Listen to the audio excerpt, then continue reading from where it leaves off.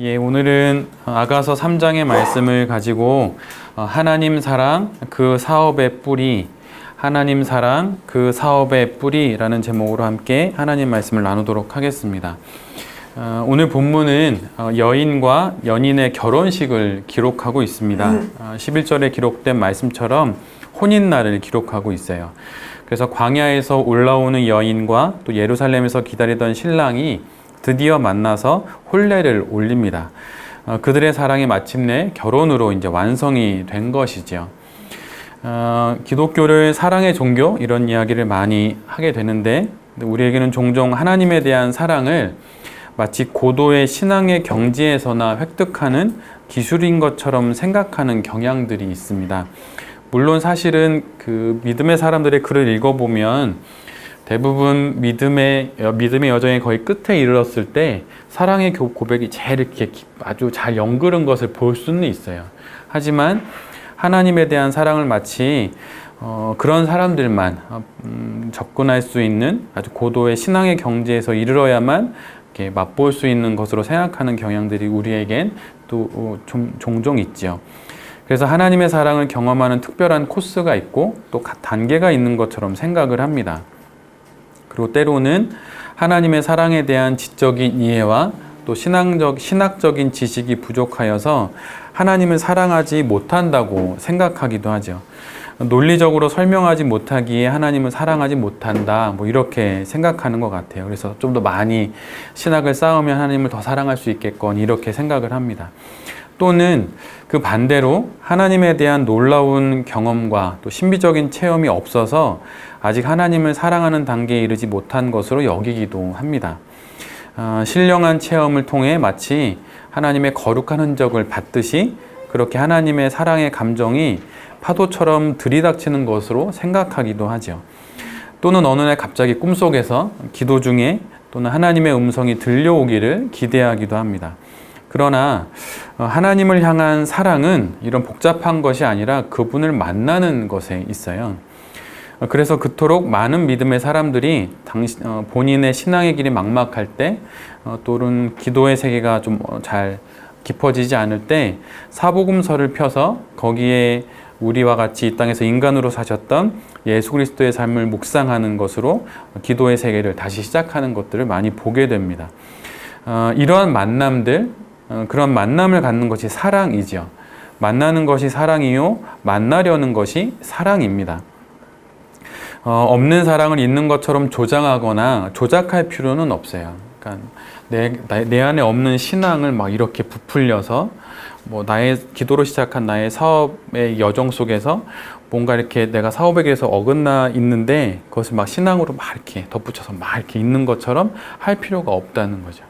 왜냐하면 하나님은 다 아시기 때문이에요. 지금 현재 있는 모습 또 있는 마음 그대로 나아가되 거기에 머물지 말고 하나님을 더 사랑할 수 있도록 간구하면 됩니다. 하나님을 사랑하고 싶은 마음이 만약에 없다면, 좀 적다면 그런 마음을 그냥 하나님 앞에 올려드리고 사랑할 수 있는 마음을 달라고 기도하면 되는 거죠.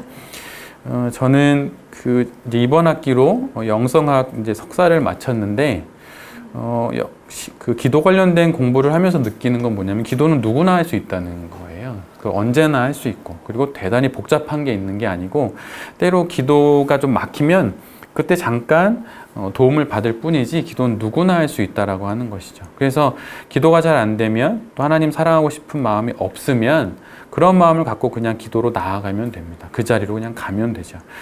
그리고 만약 그 하나님을 사랑한다고 여기는 그 마음 속에서 해야 할 일을 그냥 하면 되는 겁니다. 책을 읽을 때 여러분 보통 몇 번 읽으시나요? 저는 책이 잘 읽혀지지 않아요. 사실은. 왜냐하면 어렸을 때 책을 거의 안 읽었기 때문이에요. 그래서 책을 읽을 때 보통 한 3번 정도 읽게 되는데 책을 읽을 때 한 번 읽을 때는 대부분 정보처럼 그냥 다가옵니다. 그래서 잘 기억되지도 않고 마음에 남지도 않아요. 물론 책을 일기장처럼 쓰라는 이야기, 일기장처럼 읽으라는 이야기를 듣고 책을 읽으면서 옆에다 정말 많이 적거든요. 근데 기억이 아무것도 안 나요. 그래서 다시 한번 또 읽어요. 근데 여러 번 읽으면서 좀 더 잘 이해하게 되고 그 텍스트가 아니라 그 텍스트를 통해서 내게 주시는 하나님의 어떤 마음들 이런 것을 더 알게 되죠. 그러면서 어느새 그 책의 내용이 내 안에서 새롭게 나의 생각으로 정리되어서 자리되게 되는 것을 경험하게 됩니다.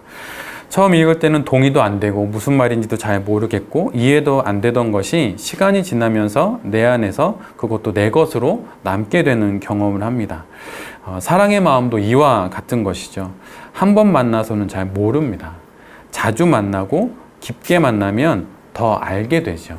그러면 굳이 하나님이 요거 해라 이렇게 말씀하지 않아 주셔도 하나님이 어렴풋하게 하나님이 좋아하실 만한 일이 이렇게 선별이 되죠. 그래서 그거를 그냥 하면 됩니다. 하나님을 더욱 알게 되면 그분을 더 사랑하게 되고 또 사랑하게 되면 그분이 원하시는 일들을 하고 싶은 마음이 들죠. 왜 자꾸 이런 마음이 순환적으로 일어나냐면 왜냐하면 그분 자체가 사랑이시기 때문이에요. 연인을 향한 사랑의 감정이 식기도 하고 또 불붙듯이 일어나기도 하듯이 살아계신 하나님을 향한 우리의 사랑도 마찬가지입니다. 고난을 만나면 원망도 생기죠. 또 기쁜 일이 생기면 하나님께 감사하기도 하고 때로는 그 기쁜 일에 흠뻑 빠져서 하나님을 등한시하기도 합니다. 그 모든 상황과 또 그 모든 형편 그대로 안고 하나님을 만나고 또 사랑한다면 하고 있을 그 일을 하고 또 사랑의 마음을 달라고 기도하며 살아갈 때 우리는 마침내 오늘 본문의 연인들처럼 하나님과 하나 되는 날들을 살게 되는 것이죠. 니사의 그레고리라고 하는 사람이 있는데 그가 이런 이야기를 했어요. 맹목적으로 하나님을 찾아다니는 사람들은 전혀 하나님을 만날 가능성이 없다. 맹목적으로 하나님을 찾아다니는 사람들은 전혀 하나님을 만날 가능성이 없다.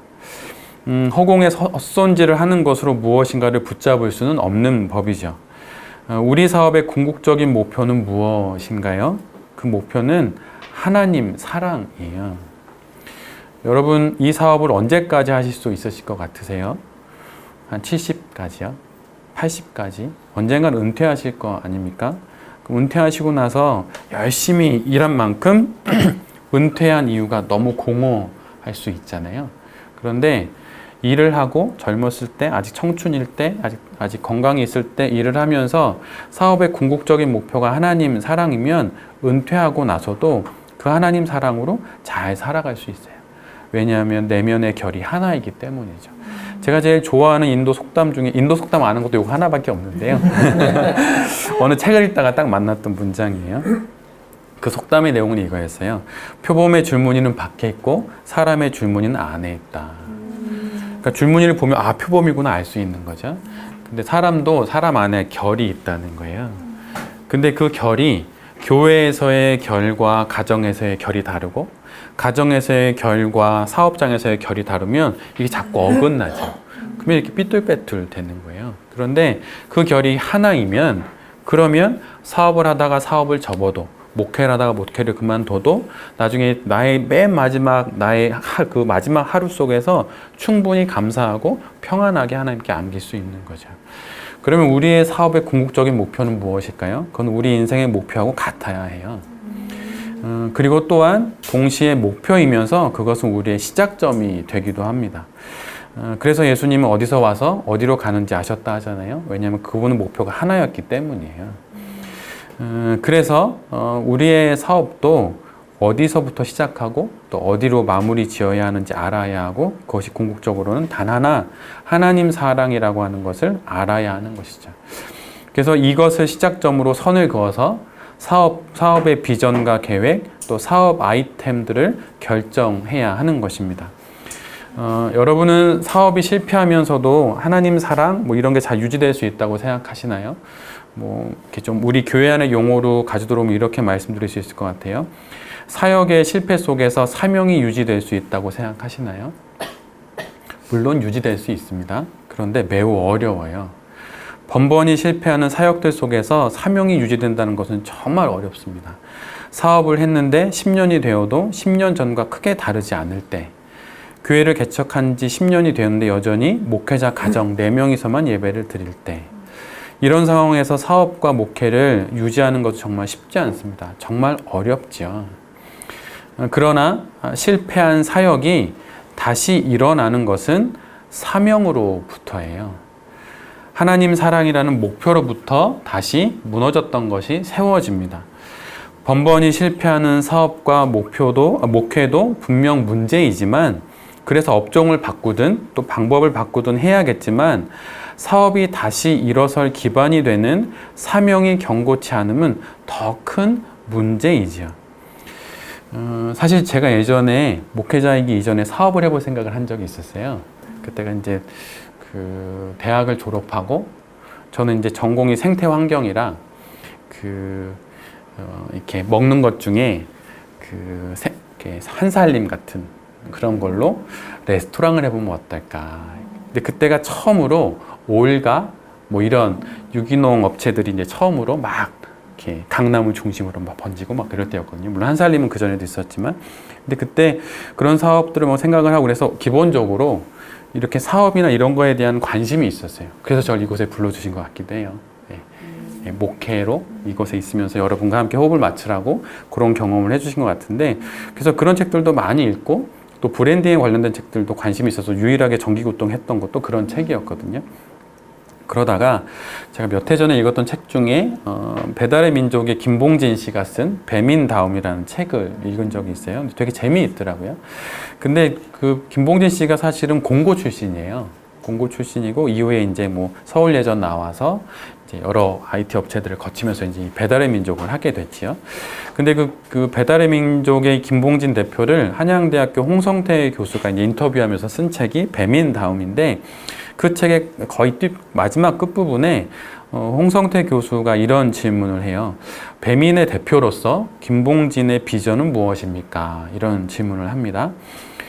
근데 이 질문에 대해서 한 5-6문장으로 김봉진 대표가 이렇게 이야기를 해요. 한번 들어보세요.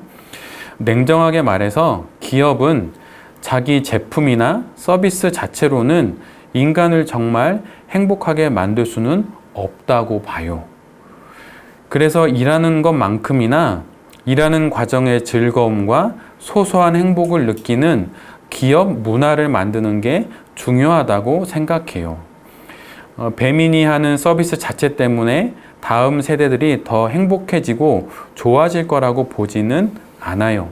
하지만 다음 세대에 도움이 되는 문화는 남길 수 있다고 생각해요. 저희가 만든 문화 덕분에 세상이 좋아질 수도 있는 거죠. 그래서 그 문화를 잘 만들어가는 게 이 회사에서 제가 가진 꿈이에요. 브랜딩 관한 내용 중에 브랜드 내재화라는 용어가 있습니다. 브랜드가 내세우는 가치가 직원들이 믿는 가치와 또 일치하여서 실제로 모든 구성원들이 그 믿음대로 실천해야 하는 것을 말하죠. 근데 배달의 민족의 비전은 대표와 기업 내부의 구성원들이 동의하고 따르는 가치가 있고, 이것을 잘 구현하여서 결국 그 문화가 사회 전반에 선한 영향력을 끼치는 것, 그래서 그런 것들을 만드는 것을 나름의 비전으로 가지고 있습니다. 이 땅에서 하나의 사업을 하는 사람도 구성원들이 동의하는 기업 문화를 통해 세상에 도움을 주는 문화를 이루려는 비전을 갖고 있어요. 그럼 우리는 어떻게 해야 할까요? 기독 사업가로서 우리의 사업이 세상과 구별되는 지점, 그것은 바로 하나님 사랑이라는 문화가 내게 주신 사업의 곳곳에서 샘솟게 하는 겁니다. 가끔은 기독교인들이 하는 사업과 또 세상 사람들이 정말 바르게 하는 바른 정신으로 하는 사업과 잘 구별이 안 될 때가 있어요. 그리고 때로는 기독교인들이 쓴 자기 경영에 관련된 책을 읽다가 뭐 피터 드러커나 아니 다른 경영에 관련된 사람들이 쓴 책을 읽어보면 구분이 안 돼요. 사실은 저는 잘 능력이 안 돼서 그런지 모르겠지만 잘 구분이 안 돼요. 그런데 구분이 될 수 있는 한 가지 지점, 유일한 지점은 그 시작점과 그 목표에 있는데, 그것이 뭐냐면 하나님 사랑이라고 하는 거예요. 우리가 하는 사업의 비전은 결국 하나님 사랑입니다. 이것이 뿌리가 되어 그것으로부터 모든 것이 나오는 것이죠. 그래서 여기서부터 그게 뿌리가 되어서 줄기가 나오고, 그 줄기로부터 또 열매가 나오게 됩니다. 세상 사업가들의 줄기와 열매 그런 것과 우리가 차별이 되는 것, 구별되는 것은 바로 우리가 다른 뿌리를 가지고 있다는 거예요. 월요일날 우리가 이렇게 모여서 이렇게 예배를 드리는 이유는 무엇입니까? 이것은 어느 대표님이 말씀해 주신 것처럼 우리의 사업의 0점 조정을 하는 거죠. 가로 세로를 맞춰서 우리의 목표는 여기다, 우리가 가야 할 곳은 여기다, 이렇게 0점 조정을 하는 것입니다. 하나님 사랑의 문화가 내가 사업하는 곳곳에서 샘솟고 있는지 살펴봐야 합니다. 그러면 자연히 그 사업은 이웃 사랑에까지 이르게 될 것이에요. 기업 문화를 통해 세상이 도움이 되는 문화를 만들어내듯 우리의 하나님 사랑이라는 뿌리가 결국 세상을 좀 더 하나님 나라 되게 하는 줄기와 열매가 되는 사업이 될 것입니다.